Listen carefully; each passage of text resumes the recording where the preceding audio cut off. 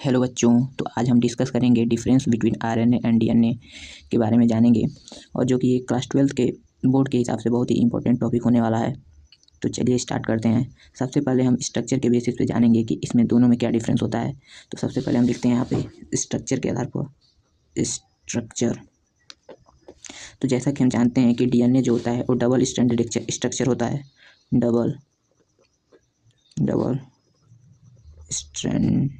Stranded structure, जबकि RNA होता है वो सिंगल स्ट्रैंडेड स्ट्रक्चर होता है, सिंगल स्ट्रैंडेड स्ट्रक्चर। ना अगला अगर डिफरेंस हम देखें इसके नाइट्रोजिनस बेस के आधार पर, नाइट्रोजिनस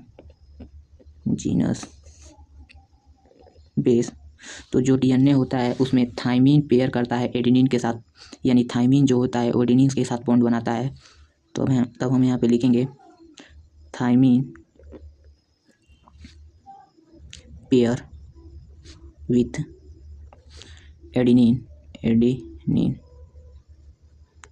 जबकि आरएनए होता है इसमें थाइमीन के जगह यूरेसिल रिप्लेस कर देता है और एडेनिन के साथ पेयर हो जाता है। तो इसमें होगा uracil U replace thymine with and pair with adenine.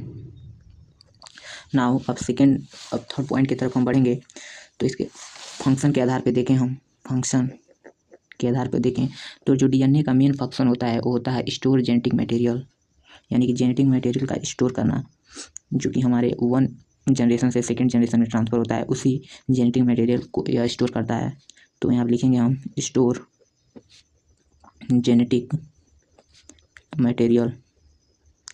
अगर वहीं हम आरएनए को देखें तो इसका मेन काम होता है प्रोटीन का सिंथेसिस करना और जीन को एक्सप्रेस करना।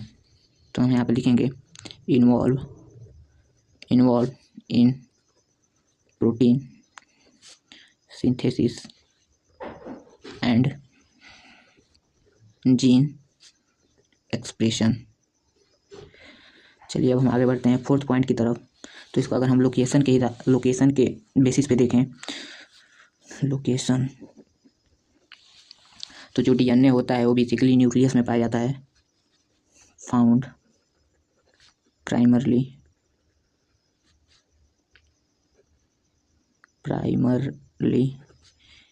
इन न्यूक्लियस, जबकि जो आरएनए होता है न्यूक्लियस और साइटोप्लाज्म दोनों जगह पाया जाता है, found in nucleus and cytoplasm. अगर हम फिफ्थ पॉइंट स्टेबिलिटी के बारे में देखें तो स्टेबिलिटी, तो जो डीएनए होता है वो मोर स्टेबल होता है, क्योंकि ये डबल स्ट्रैंडेड होता है और दोनों स्ट्रैंड के बीच हाइड्रोजन बॉन्ड जुड़े होते हैं, जिससे इसका स्टेबिलिटी ज़्यादा होता है। तो यहाँ हम लिखेंगे हाईली स्टेबल, जबकि आरएनए होता है तो सिंगल स्ट्रैंडेड होता है, इसलिए इसका स्टेबिलिटी कम होता है, लेस स्टेबल।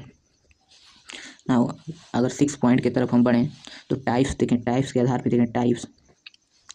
तो जो डीएनए होता है वो मात्र एक ही प्रकार का होता है, ओनली वन टाइप का होता है, only one main types of DNA, जबकि आरएनए को हम देखें तो बेसिकली 3 प्रकार का होता है, 3 मेन टाइप्स। जो पहला है mRNA, दूसरा है tRNA और लास्ट है rRNA। तो ये हम डिफरेंस देखे सभी आरएनए और डीएनए के बारे में, जो कि बहुत ही इंपॉर्टेंट है, और अगर बोर्ड में आपको लिखने के लिए पूछता है तो इसी तरह लिखना है। Okay, thanks.